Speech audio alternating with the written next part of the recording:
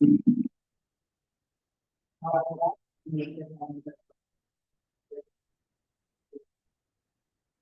God, we come to you today asking for your guidance and wisdom as we begin this morning's meeting. We thank you, Lord, for your loving kindness. We pray that you bless the work of our hands and the efforts of our minds. May our words be a reflection of your grace and goodness, and we use our success to serve others to bring glory to your name. Please we ask, we pray, amen. And presentation of participants to this pre-bid conference by Ms. Maria Teresa Fernandez. Good morning, everyone. For attendance for today's pre-bid conference. Our pre-bid conference is presided by our Vice Chairman, Dr. Sandra V. Flores. We have members of the BAC, Engineer Marilyn N. Pazulan, Engineer Ken F. Chen, and Engineer George Puligot and Junior. Technical Working Group has Engineer Janet D. Pilayo and Engineer Maria Steve. Secretariat, Engineer Robert D. Miss Juliet M. Salastin and Victoria. We have a representative from the Valley Business, from Engineer McKinley. We have one interested leaders from JB Zarl JB Venture Corporation. Tayo. And we have one interested leader attending via Zoom from representative from Spectrum Solutions. It's all Thank you. So, welcome to this pre-bid conference for civil works, specifically for the projects with we still have additional, by the way, additional participant for this pre-bid conference. May we have your name, please? Please register.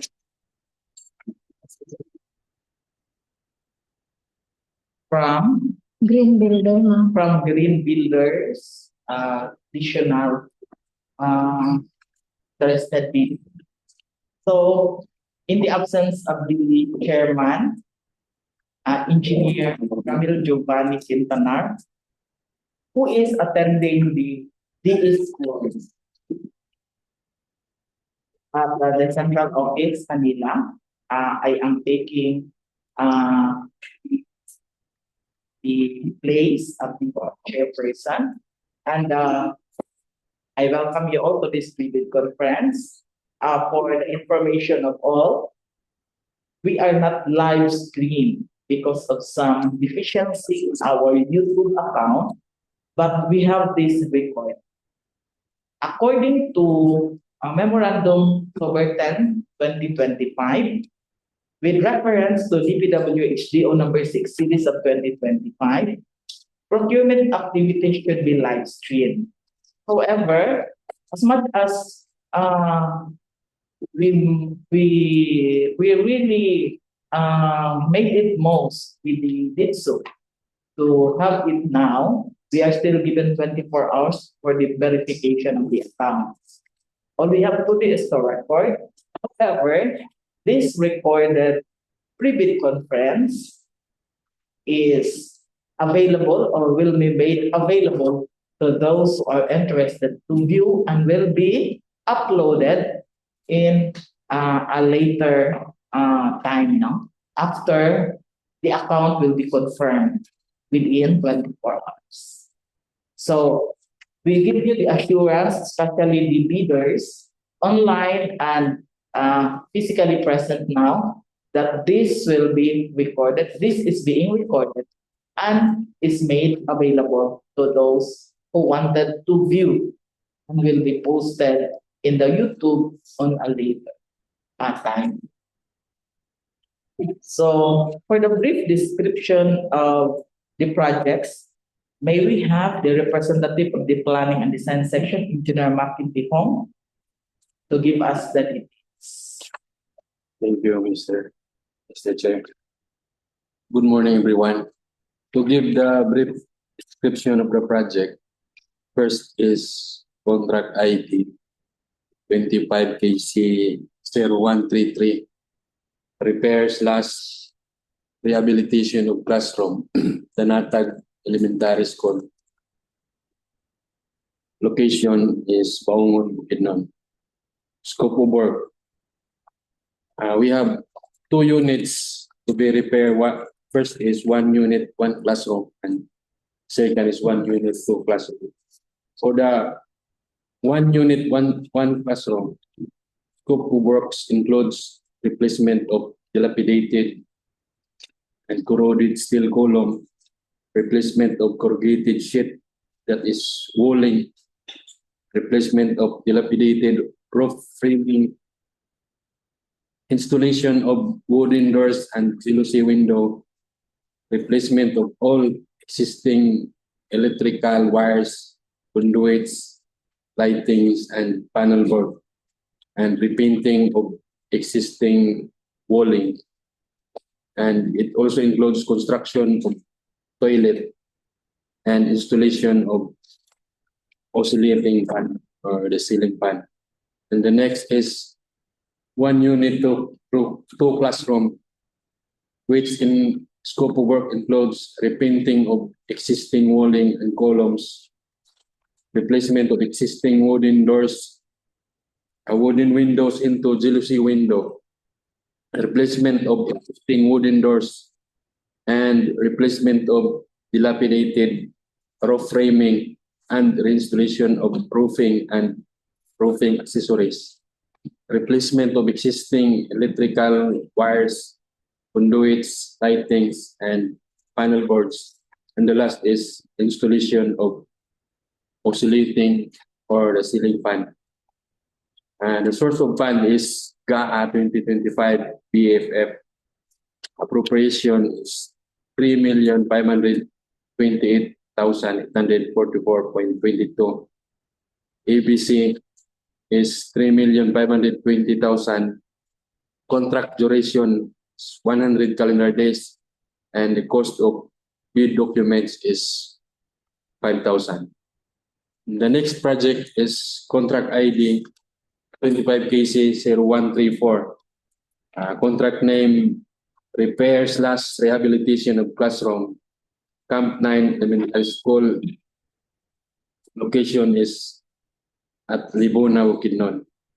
Scope of work is repair of 1 unit, 4 classroom, which includes reconstruction of concrete pedestal, replacement of dilapidated ceiling, roofing, roof framing, and roofing accessories, concreting of existing wooden flooring, replacement of existing doors and windows, remove and replace existing electrical wiring and accessories, and the last is embankment for the desired elevation flooring.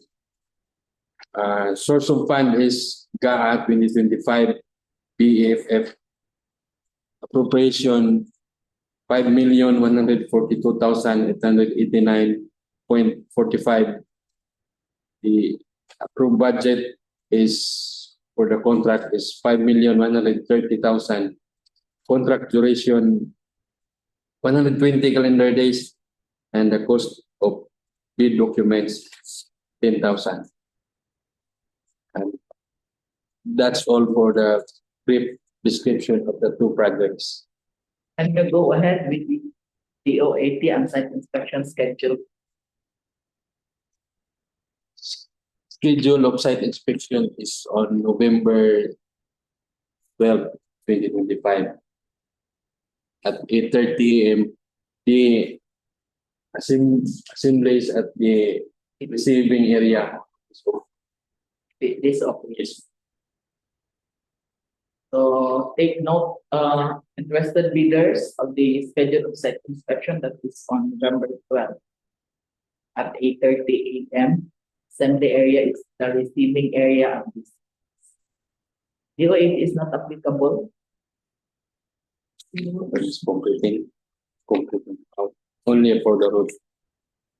So for the requirements of bidding documents, can we have Engineer Robert Valdez, please? Okay, thank you, ma'am.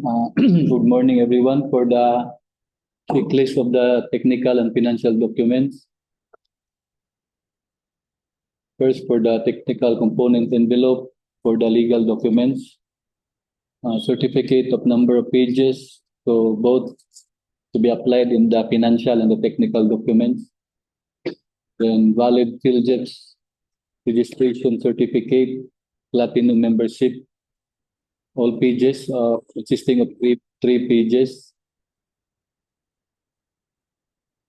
And the PhilJet certificate must be updated, meaning for the Annex A, the list of eligibility documents for the contractor or supplier.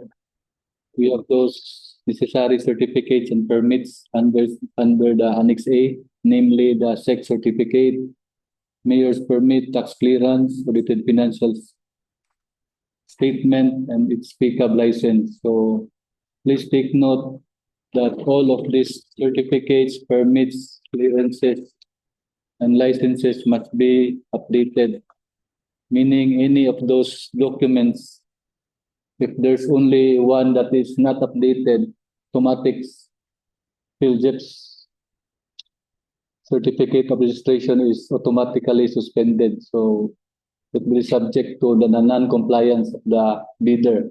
So please update all of those necessary permits and clearances for you to be in compliance sa atong bidding. Then next requirement is the registration certificate from SEC for the Department of Trade and Industry DTI for sole proprietorship for Cooperative Development Authority for cooperatives or its equivalent document. And mayor's or business permit to be issued by the city or municipality where the place of business of prospective bidder is located. And the tax clearance as finally reviewed by the Bureau of Internal Revenue or BIR.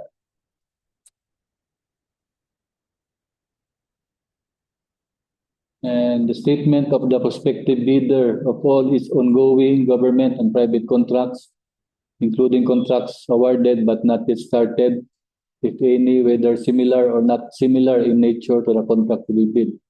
So bidder must declare all its ongoing government and private contracts, because during the post-qualification, our BAC and the technical working group will be furnishing letter or sending letter to other agencies, district offices, and also the LGU for them to verify statement stated sa inyong kaning ongoing project is all completed, walay nagkulang. So for them to check also the net financial contracting capacity. So please indicate all of those projects, the ongoing or any include awarded but not yet started. Then the statement of bidder singular just completed contract or SLCC. So sa SLCC similar to the contract to be bid. Then also for the SLCC, ang requirement is certificate of acceptance from the project from the end user. Then also the pickup license must be updated. In case of a joint venture, a special pickup license will be presented or included sa inyong technical documents. Then original copy of the bid security, if in the form of the surety bond, submit also a certification issued by the Insurance Commission. Then original copy of the notarized bid securing declaration or BSD kung mo ang gina-submit sa interested bidder. Then we have the form for the bid securing declaration. So anyway, it will be included sa atong bidding documents. Must be also be notarized. The next.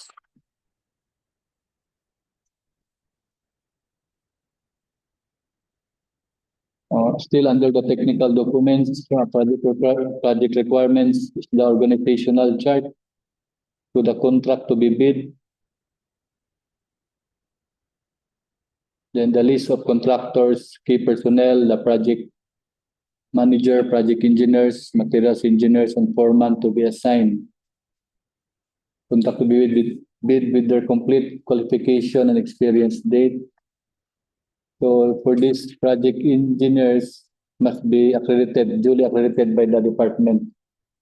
So please present the accredited project engineers atong accreditation formula sa gikan sa central office. Then the list of contractors, major equipment units which are owned, leased, or under purchase agreements. Then supported by the proof of ownership or certification of availability of equipment from the lessor or vendor during the duration of the project. For this list of contractors, major equipments, it's very important for those two equipment na kung gitsa katong inyong mga permit, license or katong dili expired bitaw sa LTO. Then nasa proof of ownership, because also during post qualification it will be verified by our back and the technical working group. Then original or duly signed omnibus sworn statement or OSS. We have the form of the OSS.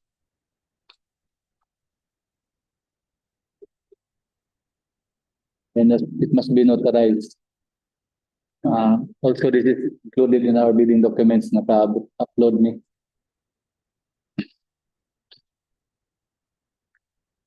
Then, affidavit of site inspection.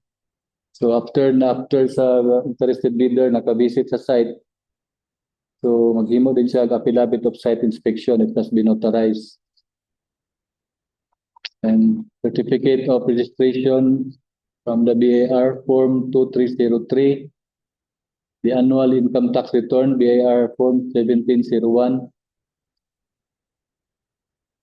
Then so take note of this.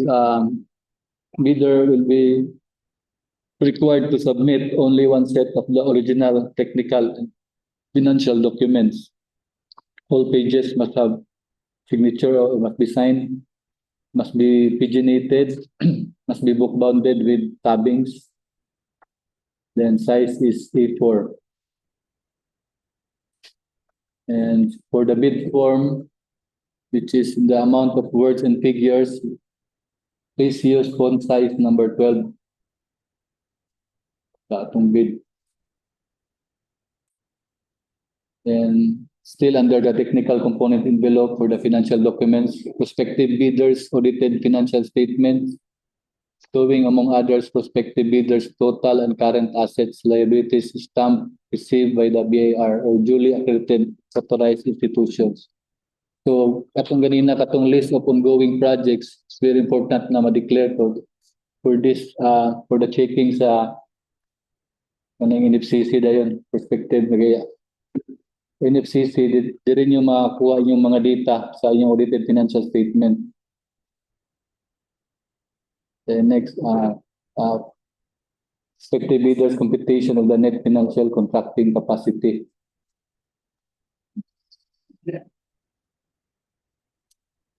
So NFCC will be consisting of two parts. First part is the computation of the NFCC. So NFCC, we have the formula current assets minus current liabilities times 15 minus the value of all outstanding or uncompleted portions of the projects. So dito makuan itong data sa ongoing projects. Then at the second part of the NFCC is the financial aspects. We have the total assets, the following data na kinahanglan i-supply sa contractor in this for 3 columns, 4 columns, up to 5. So please indicate all those data. Dito na po na makuha ninyo sa inyong audited financial statement. Then, affidavit, so it must be notarized. So first part is the NFCC computation, then must be signed and for the authorized representative of the bidder. Then second part is the financial aspects which needs to be notarized.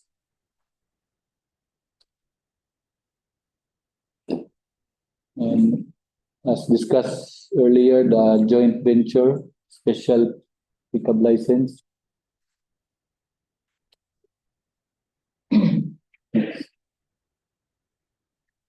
Now proceed to the financial component envelope. So first requirement is original or duly signed accomplished financial bid form. It must be also be paginated. And we have the bid form. Indicate ang bid price. So letter C, bid price must be font size number 12 on up.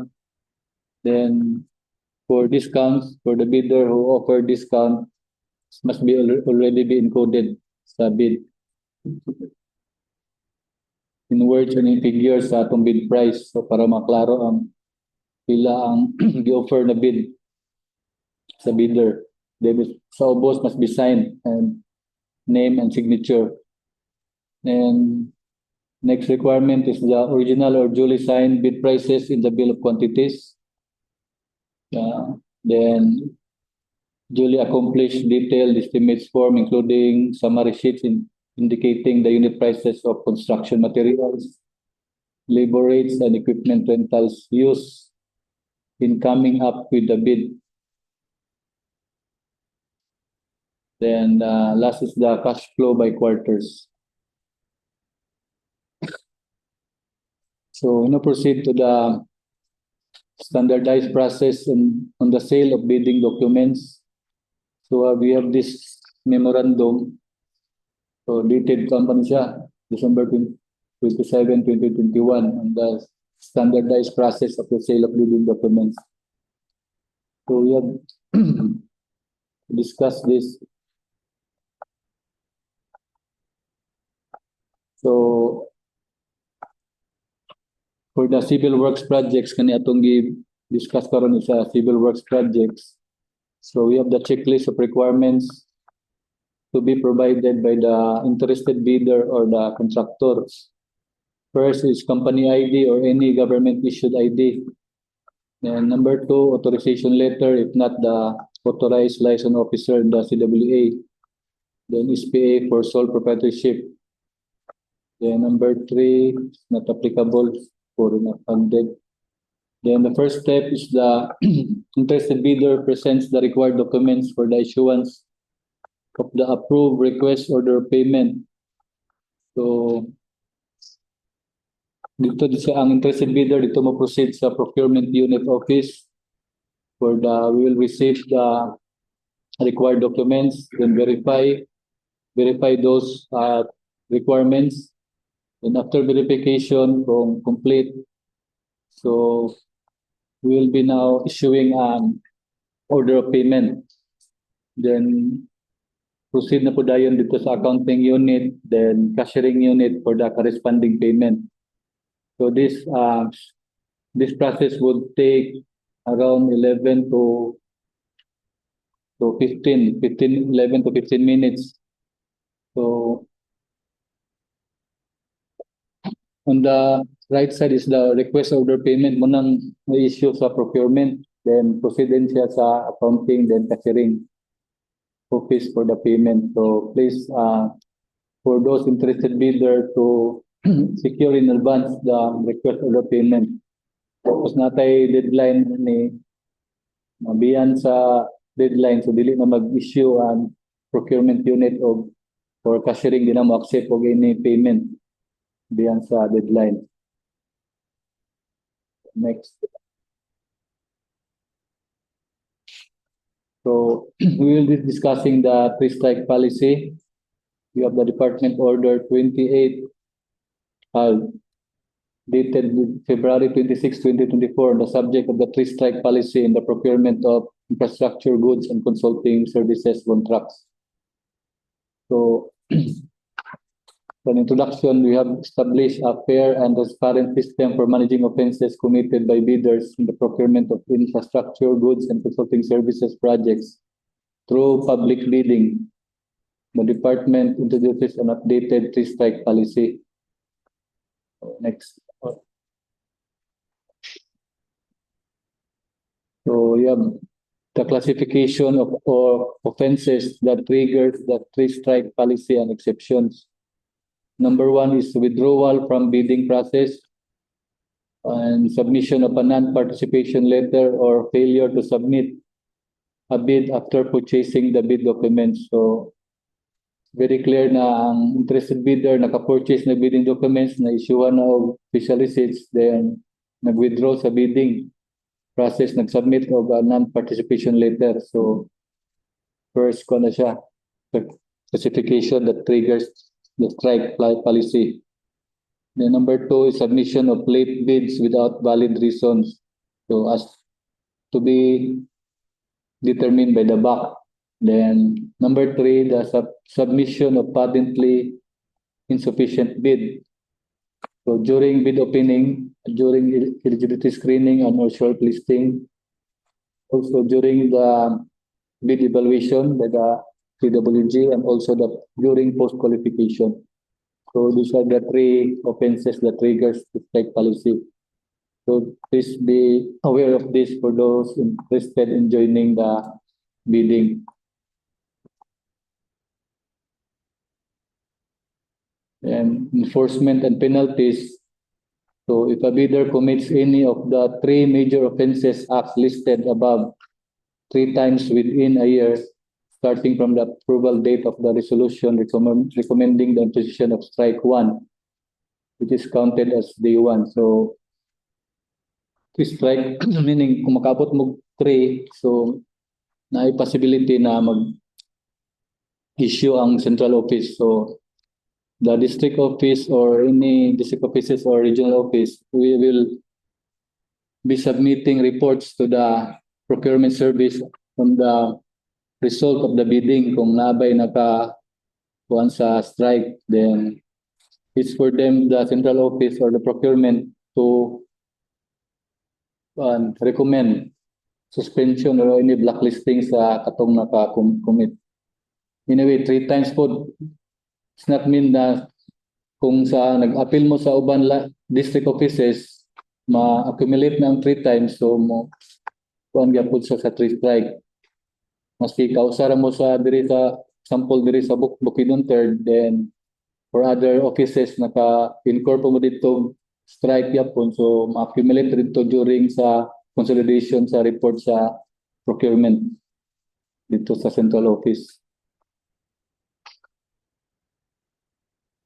Then this is the latest na signed na ni Secretary Dizon. So nag-sign siya og issuance of suspension order. So strike also, pila ni siya, tulo, gabot sa 3 strike. Then any atong previous issuances kato pa to si Kuan Secretary Bunuan, then this is the latest. So it's meaning that gina-apply gyapon, gina-enforce gyapon sa new secretary ang position of this 3 strike policy.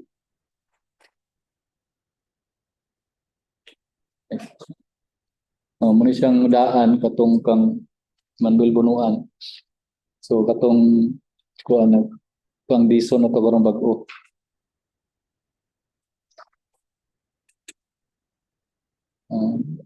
This is katuning sa project engineers na kinanglan duly accredited ang inyong ibutang sa inyong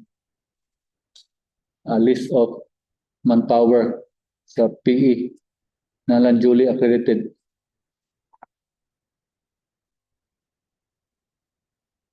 So also you have this Department Order 118, accreditation of contractors, consultants, and engineers, katong ganina discuss.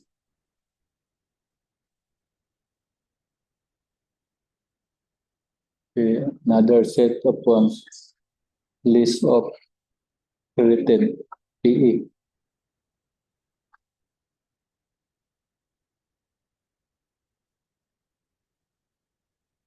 So we have this department order number 241, processing approval of reporting of construction safety and health program CSHP. So kaning requirement ibutang lang include nita i-submit sa inyong technical component envelope ng construction safety and health program.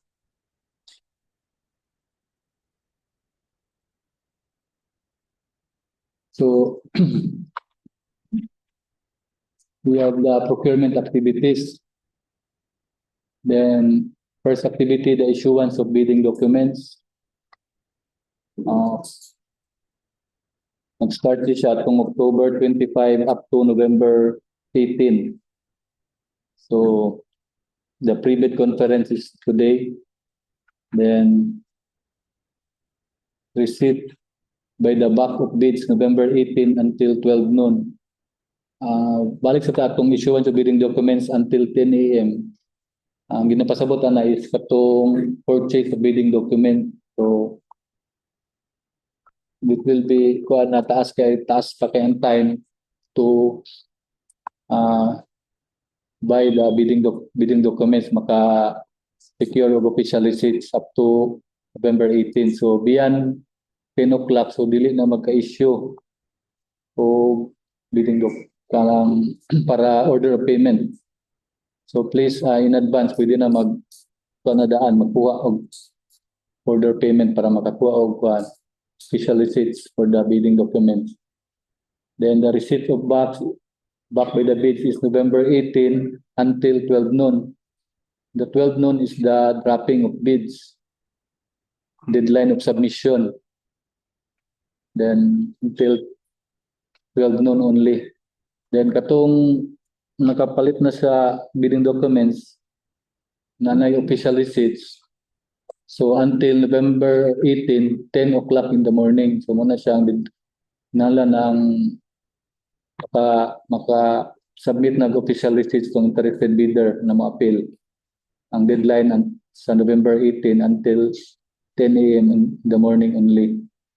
Then the opening of bids will be in the afternoon sa November 18 at 2 o'clock in the afternoon. So for those nagkuan sa mag-appeal sa through electronic submission, so atay email address electronic bids bukidnon3@dpwh.gov.ph. Kinahanglan maka-upload na po ng official receipts up to 10 a.m. only sa November 18 katong mag-appeal through electronic submission. So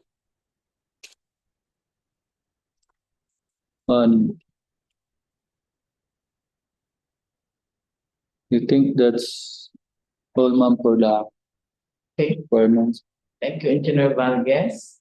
And we have the presentation of the materials testing by Engineer Constantino. The compliance requirements for the series 2017, inclusion of the minimum material testing equipment in the technical. Using the form DPWA list of contractors, major construction and laboratory equipment unit. This is the form that you will list your equipment, and the equipment required is per category of the contract, which can be found in the Annex A of this department. The list of equipment should be supported by ownership, lease agreement or purchase agreement, and certificate of stability. And this is not per project base, but per contractor base. And for the pledged material engineer, please be reminded of the BRC license and accreditation certificate issued by the BRS to be attached also in the technical. And please also check the validity of each the BRC and the accreditation. That's all. Thank you, Engineer Constantino. So We now come to the open forum. If you have some questions, to those participating online and physically present here, I'm sure also that those who are participating here, you have the authority to attend this private conference given by your boss. So, any questions? Just like to inform that there is an existing memorandum, but still to be signed by the secretary on the lowering down of the cost of materials. So still we are waiting for that to be issued. We might also, of course, implement if already signed. It is still with the table on the table of the secretary for signature. I hope the leaders can understand that there is an existing order by the president to the secretary to reduce construction materials to 50%.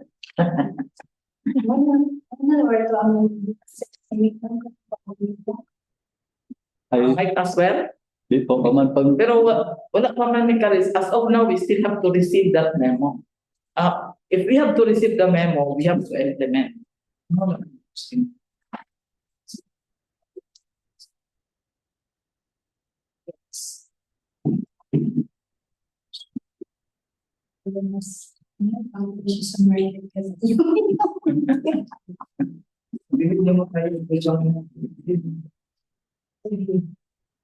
We have to follow because it's an order to us.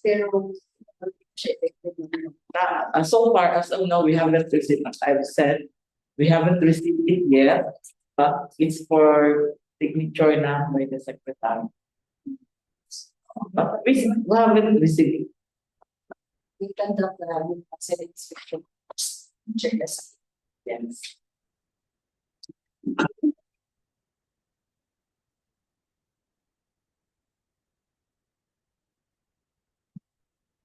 Other question, quickly. oh, gani question siya ma'am. Yes, great, very good.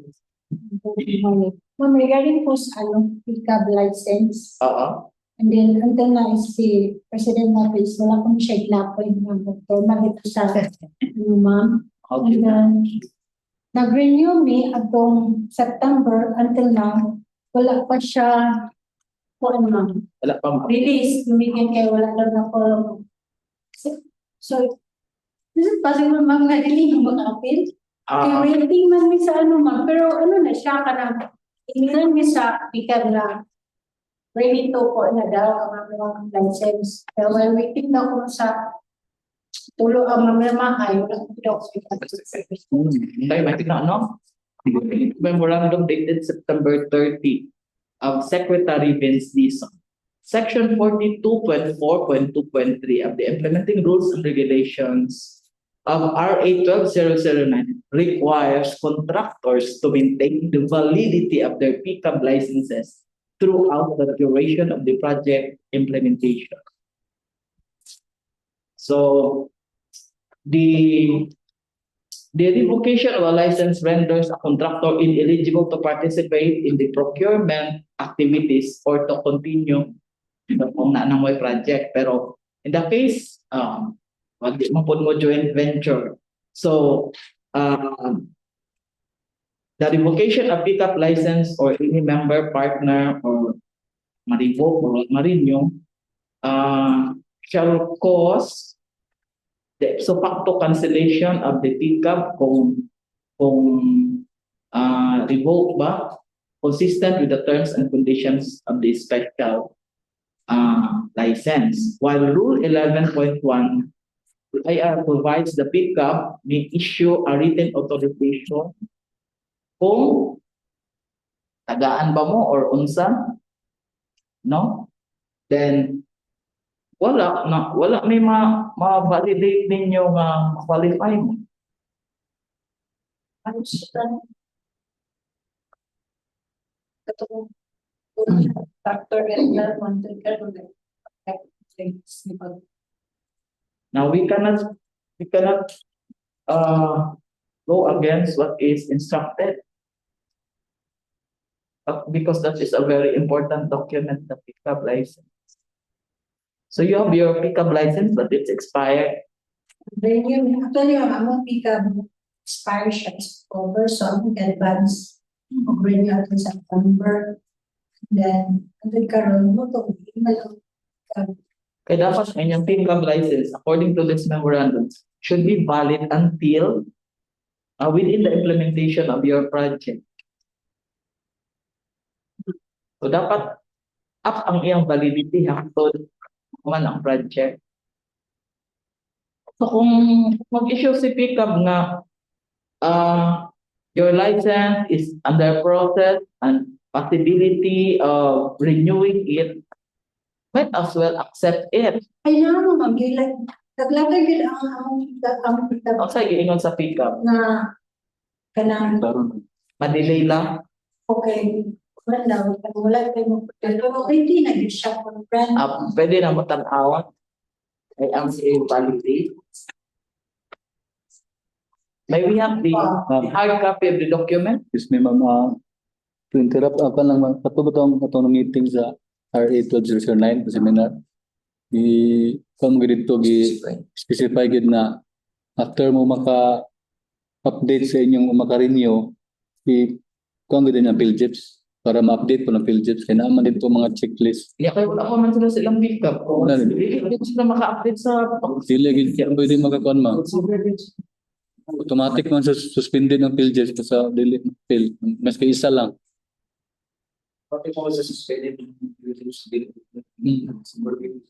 Muna lisod ka rin. Kapit sa mga PhilZips kung wala kong pickup. Okay.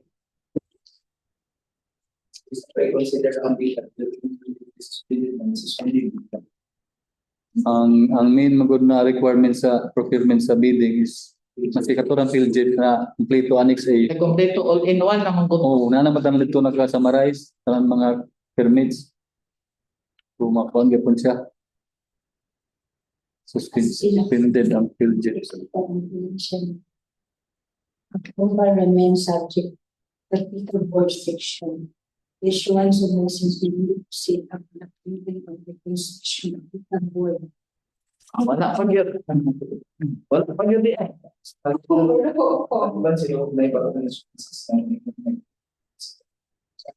Wala mo po diyan. Wala mo po mo na okay na wala mo po. Has been approved yun siya, ma'am, both technically and financially. However, something to the board. Publish. So, Isa ba sa requirement ng PhilJeps? Also, So kung itawagan mo siya sa PhilJeps, na maaari niya yung PhilJeps. May possibility. Ito yung sa dapat ng PhilJeps. Consider risk. So, na mo ang problema ka. na sila ma'am. Kasi magsabay yung mga kuban kontraktor, madagang kayo wala nang renew. Kaya pa siguro mo pa ng pick up nila magnanem mo, firma. Ano yung ma-approve?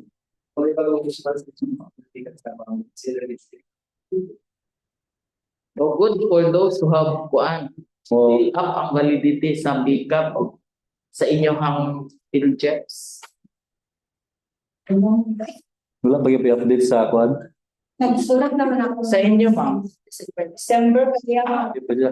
PhilJeps ninyo, okay. So, kato lang ang among reminder, no?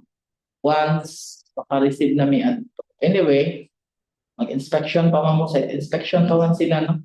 From 30. 12. Oh, 12.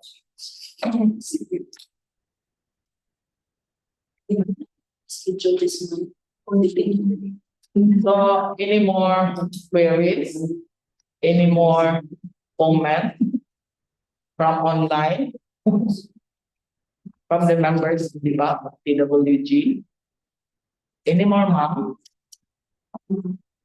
If there is none, can we hear a motion for adjournment? Okay, Mr. Chair. Since there is no like about during this. I think is motion for adjournment by Engineer Baluran and to be seconded by Engineer Rodrigo. This private conference is hereby adjourned.